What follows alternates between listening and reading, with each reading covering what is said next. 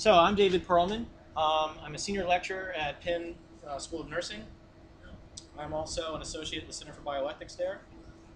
I'm a fellow and visiting professor at University of the Sciences.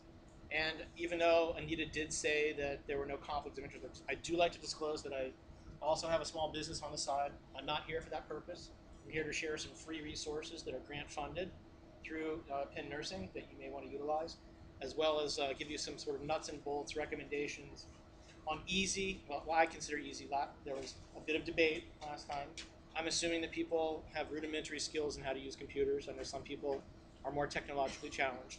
But I will be talking about some resources that you yourself can utilize to have a very nice ethics education program for your ethics community, as well as provide you with some free resources that you might want to use.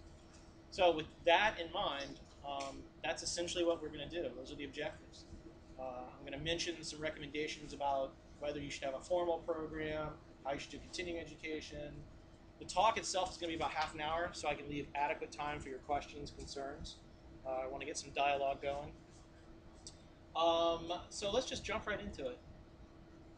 Training ethics community members remains a huge challenge. I don't think I have to, I'm preaching to the choir, literally. The few studies that have been done show that ethics committees either lack adequate training to do the jobs they're expected to do, not through any fault of their own, but through usually lack of resources. They're all very well-intentioned people who want to do good by the professionals and patients they serve. And there's also great variability in the approaches that are used. The last session, we talked about how on the research ethics side, there is sort of a somewhat standard kind of introductory ethics training that exists for research ethics. And wouldn't it be nice if there was something on the clinical ethics side? Well, I'm here to tell you I have 14 podcasts that'll do the trick for you. So not that I'm the gold standard, but they're out there. They're there for you, for people to use.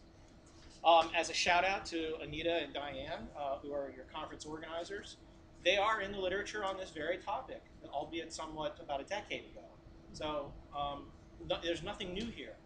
The other study that I really like to cite is this very nice one that was done by the Veterans Administration. We've heard a lot about these guys today.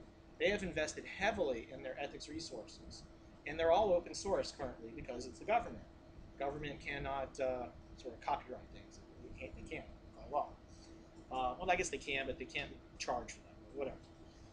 But the important point, which you can't see because my screen is so small, is that this study found that only 41% of the people nationally that they surveyed who do ethics consultations had any formal training. 41%. Pretty astounding figure. That's also right around the same percentage of nurses and social workers that have received some kind of formal ethics education. Interesting. So, we obviously have some ethics education needs.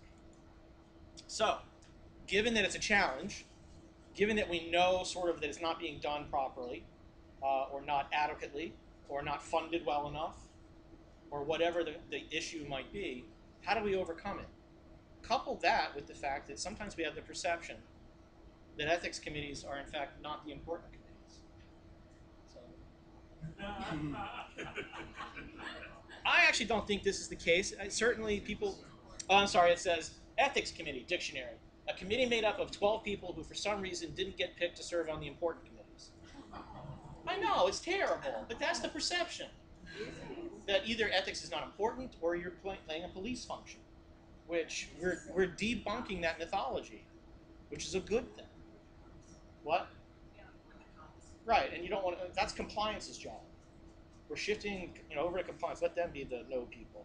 We'll be the yes but. Or, as my rabbi says, it depends. It depends on meeting the challenge for ethics committees on what your committee's charge is. Do you have all 4 charges? Or 5 now? We've added quality as a charge.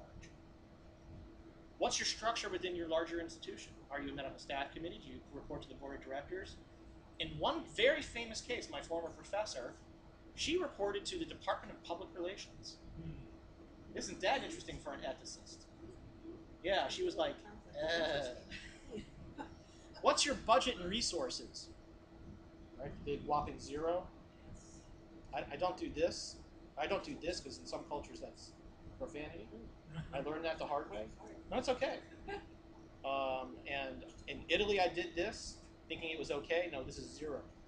So the guy gave me this delicious thing, and the chef was back there, and he was like, "How was it?" I went, and he was like, "You gave it a 0?" What I didn't know, this is actually the correct thing to do in Tuscany. I don't know what that means, but it means that was delicious. For me as a kid, this is duh. So these are some interesting intercultural things. We're off topic now. I'm going to get back on topic. The other thing you need to know, I'm very well caffeinated, is what expertise does your committee have? Use the gold that's in your committee.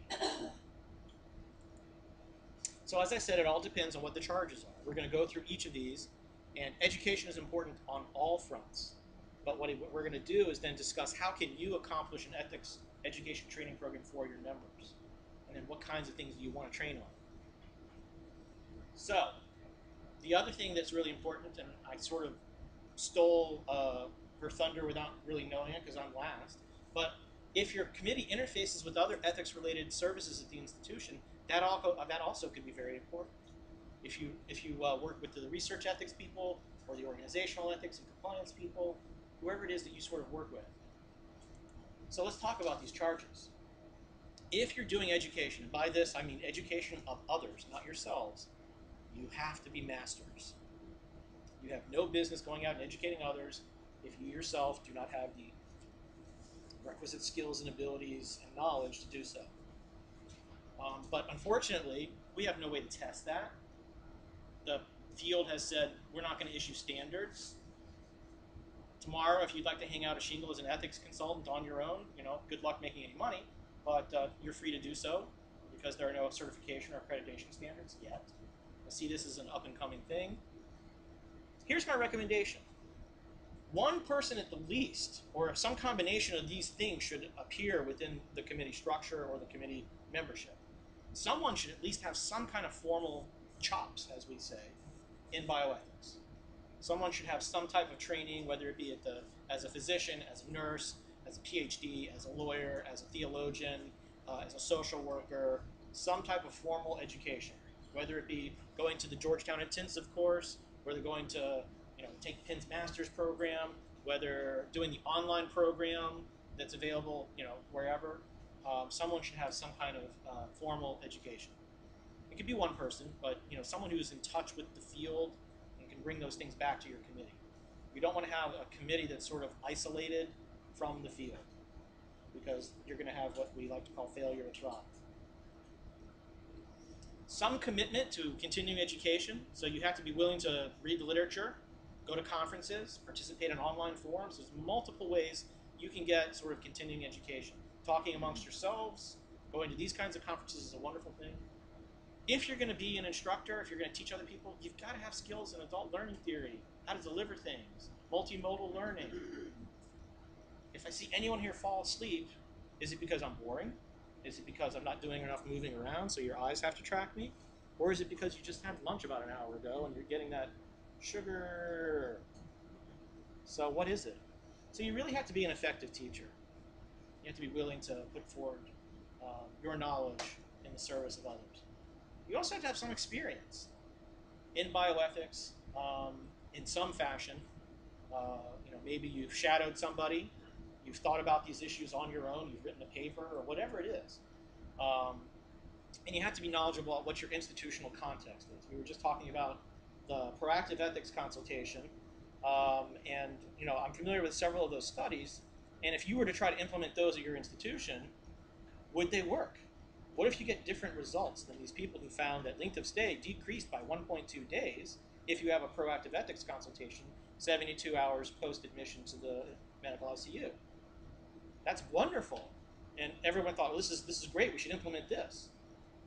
Will your administration back you up implementing it if your results show that in fact you double the length of stay and you increase money and don't decrease it, but the patients really get value out of it?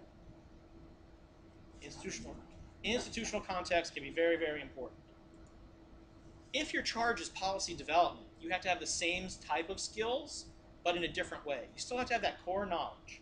And I'm going to give you 14 podcasts that will give you at least a smattering of that core knowledge. You also have to know, how does policy really get made at your institution? Is there one or two people in a certain office who wink, wink, nod, nod? If you don't have their approval, you can forget it. How does your institution really work? If you do clinical ethics consultation, bedside consultation, add to that all the things you've seen thus far, and know that the process skills are just as important. So if you've had the mediation training that was done right before, great. If you have seen yourself on tape giving an ethics consultation, that's great. If you've been mentored through the process, that's also good. I actually am very biased towards mediation. I want to come forward and say that. I did a doctoral dissertation about it. I was about a decade ahead of my time. When I was out there saying mediation could be a wonderful way of doing things, people were like, what the heck you're talking about? To which I respond, I think I've been exonerated. Some ability to manage those difficult conversations. How do you tell somebody that their loved one is not going to live? So there's an excellent book, Difficult Conversations. I highly recommend that. Maybe you've had training in giving the bad news through the Buckman stages. That's great. You need to have those kinds of skills to be able to deal with highly charged emotional situations. Patients who may get violent, you never can tell what's going to happen. And providers who are going to break down and cry. Your chief surgeon could break down and cry. I've seen it happen. The bigger they are, ASPH, our national association, sort of, for clinical ethics consultation. I say that because there's really nothing else, and they do a really good job of producing these kinds of resources. There's an education guide. As a matter of fact, I have a copy. It's in my bag. I'll have to wave it around in a few minutes. And there's also the new core competencies document. If you haven't seen these, you need to take a look at them. They're excellent. They represent the last 15 or 20 years of consensus among scholars and practitioners in the field who have really thought heavily about these issues. So get these and use these as resources. So, given that sort of background, given that you need to have mastery of these areas, how do we educate our own people? This is the challenge. There are different types of education. You can have formal training. You can get a degree, a certificate, online training, a master class, however, intensive course. But you also have to worry about the continuing education. So I'm here to tell you that there are a couple of things. I'm going to give you my prescription. Here's my prescription. Every committee should develop its own set of educational standards. What are you going to accept as someone who is worthy of wearing the badge that says Ethics Committee? Do you require some kind of mentorship period where they demonstrate knowledge, they go on consultations and observe, they do research for the committee, they do help out with policy? How is it that you're going to say you're now a full-fledged member of the Ethics Committee and you may go out and do consults or whatever it is that your committee is doing? Use those documents that are available. And I'm here to tell you, and I'm going to spend the rest of the talk talking about nuts and bolts, use the technology that's out there. How many of you are a little technophobic? Are we good in this audience? Because I had a couple of technophobes that were like, exactly, it takes time, just like anything else. It takes some time to learn. I'm going to show you a couple of things that I think are fairly easy that I was able to master pretty easily. And I think if I can do it, most of you should be able to do it as well. And the reason I want to go over these is because I don't know about you, most ethics committees I'm familiar with have a budget of 0. Unfunded mandate. Or they'll send the chair to a meeting, or they'll send you here, which is very nice. But in general, they don't have a sophisticated system of documenting their consultations. There's nothing like the VA has with EC Web, where you get a whole platform for doing things in ethics consultation. Maybe you don't even have a full-time staff ethicist. It's all sort of people of good intention who are volunteering. So that may be the case. So for that reason, I want to show you some very cost-effective ways to do this. As I said, substance and process, if you're doing consultation, very important. I have a list of 14 topic areas that I consider to be sort of the core areas of bioethics knowledge. If you don't know the difference between competence and capacity, if you don't know how to determine capacity, if you don't know the elements of the informed consent process, if you don't know that the doctrine of double effect. You know, all these things that really help us quantify and help out with some of those really tough issues. Um, and as I said, the process is also very important. I actually recommend for the informal, sure, you should try to do some formal training. Informally, you can develop some of your own mock cases and have some of your people practice. I am big on having, you know, practicing before your colleagues. Make your mistakes there in a friendly environment so you can learn from them. How many of you have iPad 2s or iPhone 4s or some type of Droid device with a camera? There's no reason why you shouldn't be recording lectures and talks and each other doing consultations and receiving feedback. Those are pretty free kind of tools. I'm going to show you some stuff as well. Just to go back, I do have some of those cases already made with, you know, they're juicy curveball cases that I give to my students. And they already have all the sort of parts laid out and how you have to play them. So if you'd like those resources, just send me an email. I'm happy to let you have those. Here's how you can use technology. You can use it for both the content as well as the organization of your ethics education program. Google allows not-for-profits to have a free website.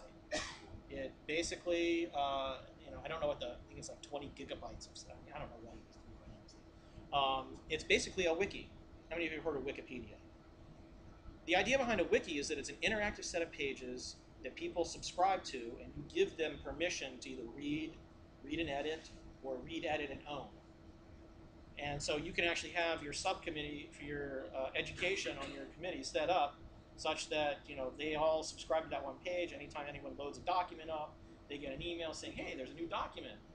The whole committee, you post your agenda for the meeting. Everyone in the committee can, hey, there's a new agenda for this meeting. So it's a nice way to keep track of documents.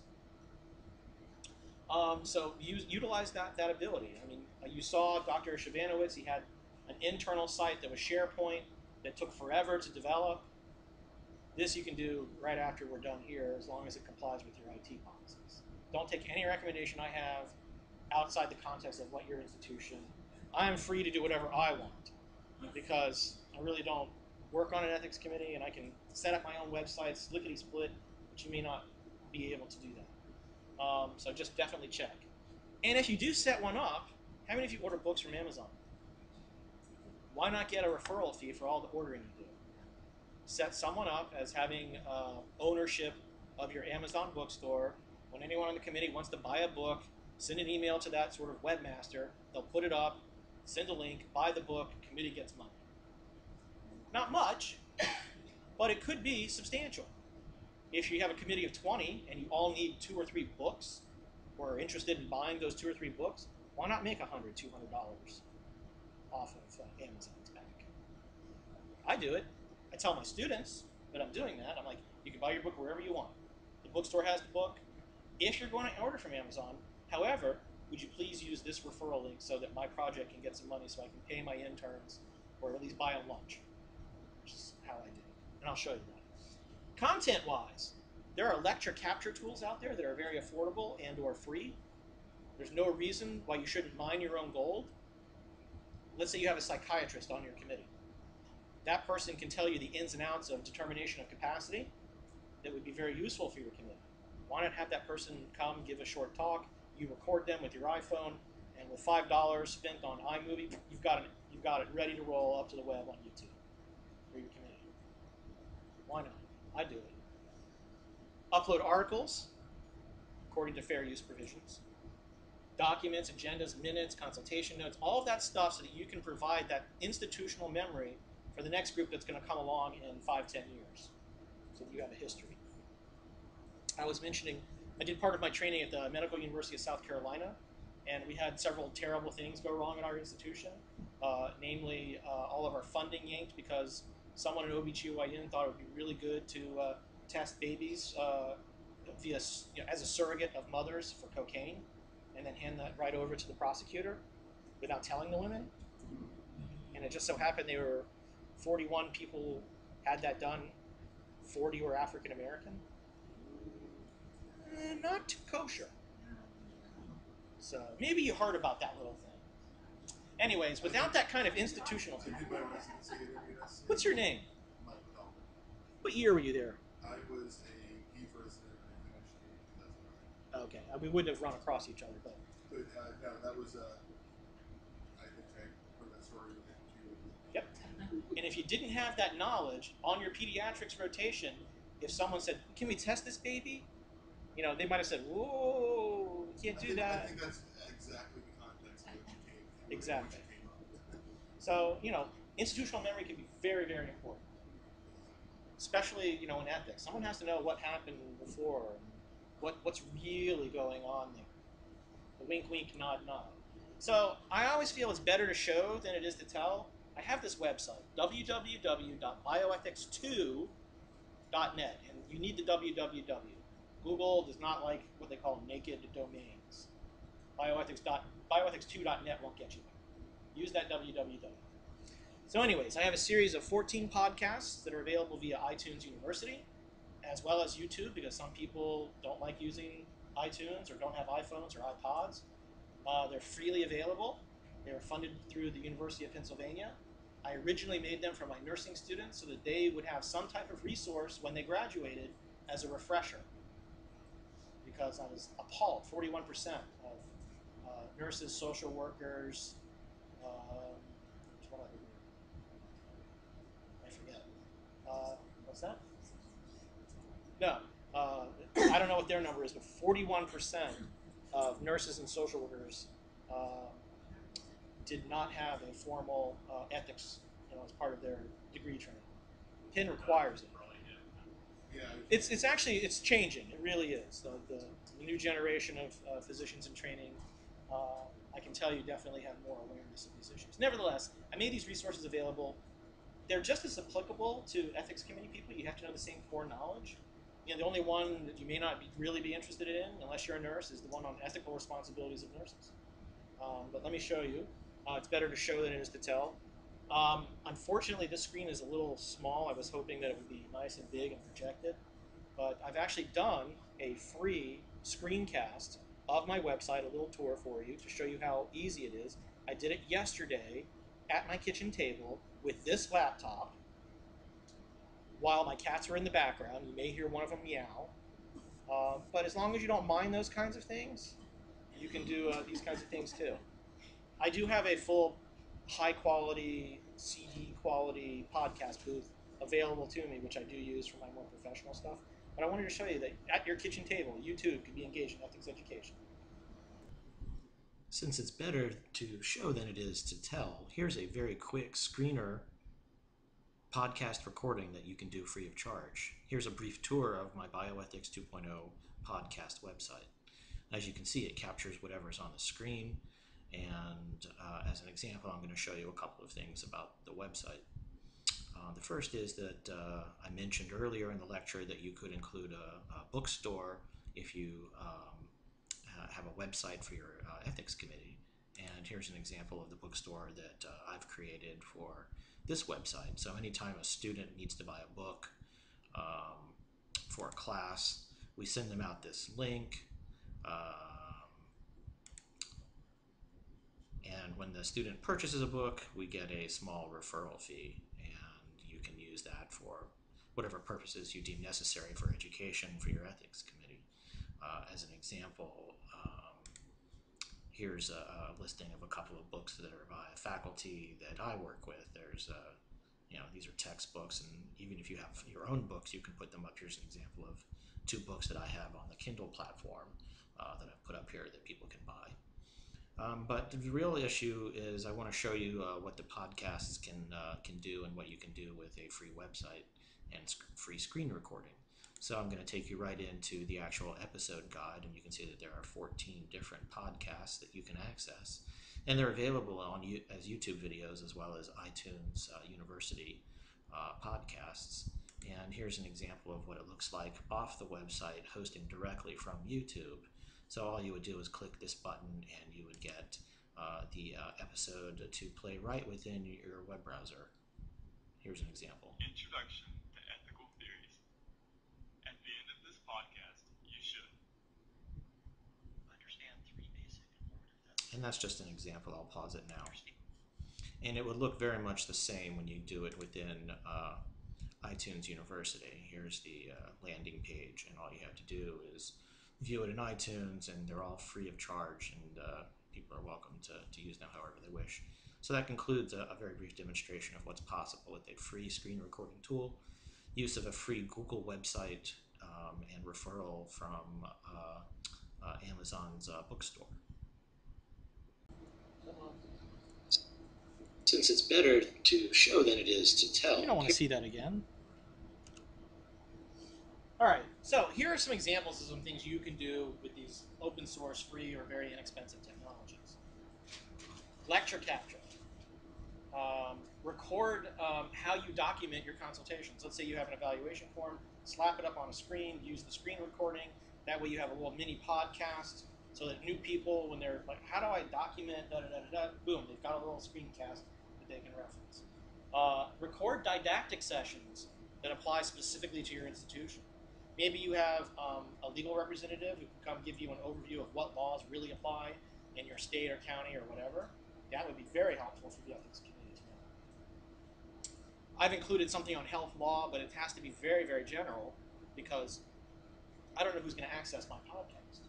So I go over sort of the classic cases, the big ones. Excuse me. If you have an iPhone, if you have an iPad 2, with $5, you can have instant, very sophisticated editing capabilities of high-definition video. If you have an Android or a Palm OS device or a Windows device that usually has a high-definition camera, you can do the lecture capture fairly easily there. I did all of my students' recording of their role plays with my iPad 2 and my Android phone, and the students were like, whoa, I really need to put less, really, it was high definition. Record those guest speakers that you do invite. I'm always like, whenever I go give a lecture, I'm like, who's recording it? Do you want a copy of this? How, why aren't you recording this? People have paid a lot of money to be here. Wouldn't they like to refer back to it or maybe put it up on the website? Record your mock consultation sessions so that you can become a more experienced ethics consultant. I don't know how many of you have ever seen yourselves on camera, but you'd be surprised what your body language is like when in the middle of doing a consultation. Sometimes, it's either very cold. See that? It's cold, isn't it? It's not that she's a closed person and doesn't want to talk. It's because it's a little chilly. But sometimes you can really tell someone's got a stern look. You can see the fire in their eyes. So you can really get a lot of training on the process side of ethics consultation by recording yourselves in mock consultations. Obviously, you don't want to do it with real patients for confidentiality reasons, all of those kinds of things. Use that free Google site. If you're a not-for-profit organization, I think you get an unlimited number of free websites. You just basically need to know how to press a couple of buttons and enter text. Really, that's legitimately how it is. I'm not a programmer, and I have built a multitude of wikis for handling things, collaborations I do with colleagues on grants. The Bioethics 2 website is all a Google website, hosted directly on Google servers, accessible off of any web browser in the world, including direct links to those YouTube videos. It's really kind of an amazing tool what you can do. So using that free site, you can host all of the things I've mentioned, free of charge, and you can integrate other products. How many of you use Dropbox? How many of you don't know what Dropbox is? How many of you use thumb drives? How many of you lose thumb drives and hate having to carry them around? How many of you would like to have a thumb drive that stays with you regardless of where you are in the world? They give you 2 gigabytes for free. It's a Google? No, it's a Dropbox. I'll show you how to do that. The nice thing is if you have a .edu email address, you get double the space. And this isn't a conflict at all, I assure you. If I refer you, I get a little bit more space and so do you. So if you're interested, send me an email and we'll work on it. But imagine having a 2 gigabyte, or in some cases 4, thumb drive that you never have to worry about losing. Accessible off of any device that you have, whether it be a laptop, an iPad, a phone, any web browser in the world. You lose that document while you're at a conference, you didn't bring your laptop, boom, there it is. All you have to have is an internet connection. It's kind of nice. That's what we call cloud computing. You say, my son just finished 7th grade, he's been using the Google Docs since 6th grade. So here's something nice. hire that kid on your ethics committee. Seriously. He can set up the website for me. Pay him in Skittles. The way things are going, we're not going to have hard disks. In 5 years, hard disks are going to be passe. Everything's going to be cloud-based computing. And in 10 years, of course, we're going to have head jacks or antennas that are going to hook us right to the net. Or tails like Avatar. That would be kind of cool, actually. I'm all in favor of that technology integration. What happened? I think badly of technology. No, I think it's because I said too much. So as I said, lecture capture could be very important. ScreenR.com. I think it allows you 5 minutes, 10 minutes, 15, something like that, but it's a free screen recording tool, cross-platform. I used it to show you that little introduction. It captures whatever's on your screen, so make sure that there aren't pictures that you don't want people to see of you vacationing in the Bahamas, whatever it is. As I tell my students, it's kind of funny. At first I show up for class and I start naming names, first day, and it's because they give me a list, I do my research. But I tell them, I've already Facebooked all of you. I know what you did last weekend, and they're like, I say, be careful what you put on my Facebook. Profcast. This is actually the software I'm using right now to capture this lecture. It cost me $30. It was a pretty good investment. And you can use it on Mac or PC, although Mac works better. And it synchronizes your PowerPoint presentations with the audio. So I'll have a full podcast at the end of this talk that I'll post up on the website. And you can access it at will. And if you work with iTunes directly, you can just publish it directly to iTunes. That's a little more complicated. That's sort of the nuts and bolts of what I have for you. I'd like to tail off right now and ask what questions you have, what else I can show you. Some people said, show me Dropbox. I can do that, connected to the net. Some people have all kinds of other questions. Some people are ashamed that it's called the shame spiral. That's what Anita calls it. Every time I give a presentation, it's like, I know so little about technology. And I'm like, it's fun. It's good. So, all right, I see a first question. My email address, which one do you want? I have like 5 different ones. I will give you my personal one, because I check it religiously. It's D. Perlman, no A in there, no extra E either. That one's worth a lot of pen. DPERLMAN. Actually, you know what? It's just easier if I show you the first slide.